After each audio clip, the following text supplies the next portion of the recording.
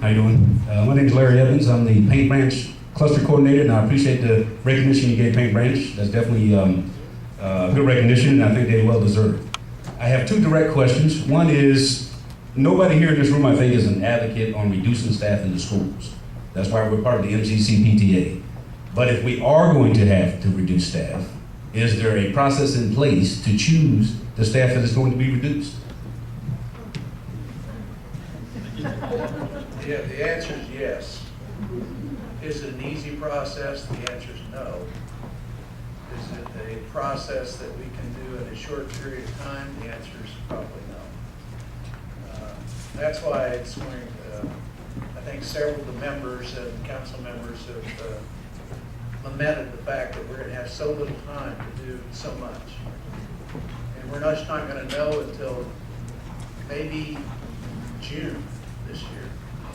And that doesn't give us much time to do the processes that we have to. In fact, we're going to have a very difficult time finding the employees because they will be off and trying to work our way through with classes. So everybody's really going to have to be patient if this is as bad as what, if it isn't, we don't get the same budget that we got now.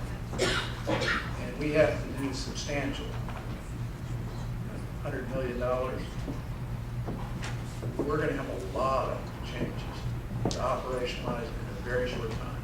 And we're going to have, and we'll have to rely on our goodwill that we have with our employees to help them bridge that process. That's why they're sitting on the budget committee with us. We have all the unions present.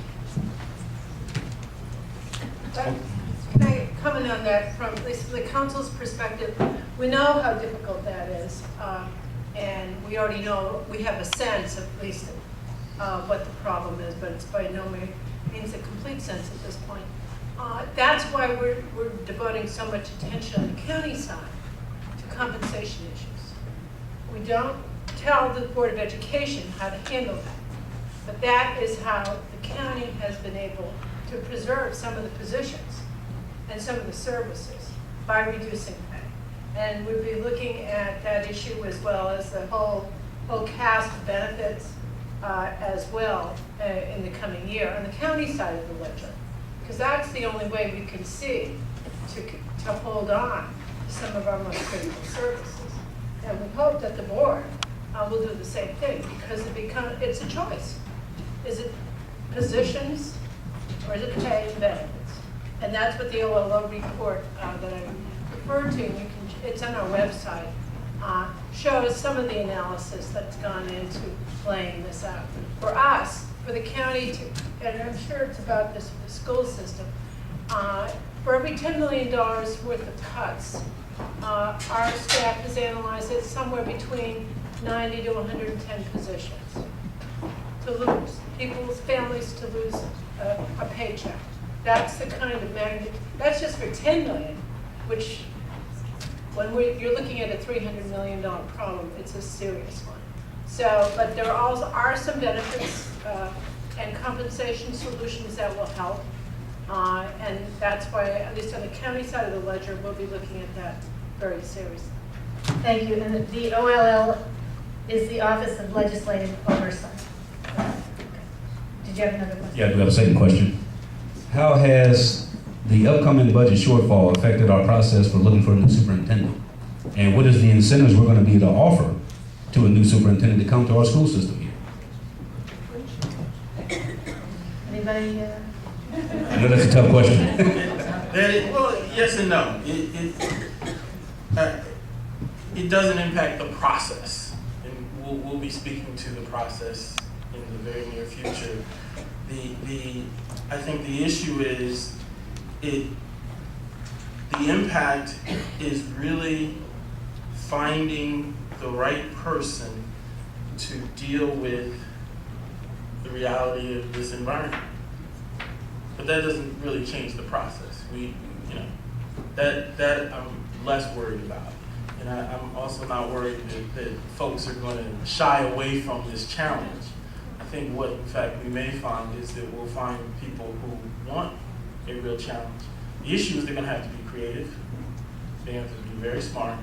They have to be wonderful communicators. And I can just go on and on and on. about what they're gonna have to deal with, to be our superintendent, and they have huge shoes to fill. But I think that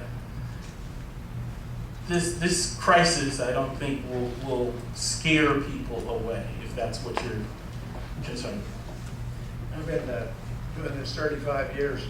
We've actually put 15 superintendents out of the system since I've been here, who are out there working in the field. First of all, I think the general community doesn't need to be too concerned. Everybody's broke in this country. Okay? We're all broke. And so everybody will kind of go down together across the country.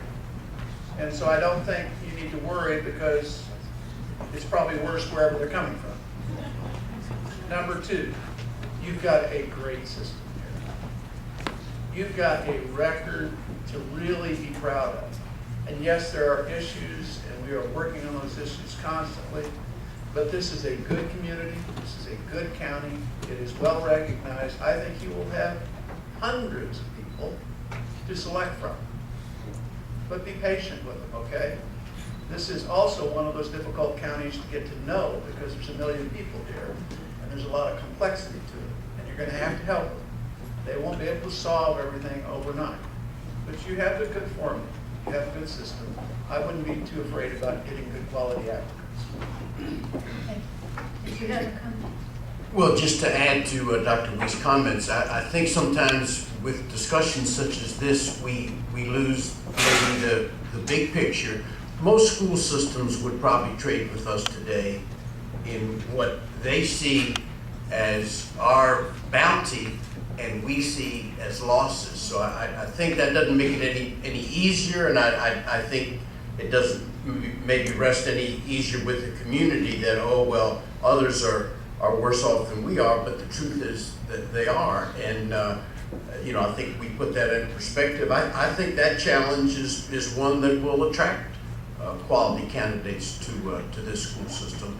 And if that makes individuals hesitant, then maybe we're not interested in those candidates. Thank you. We have more questions.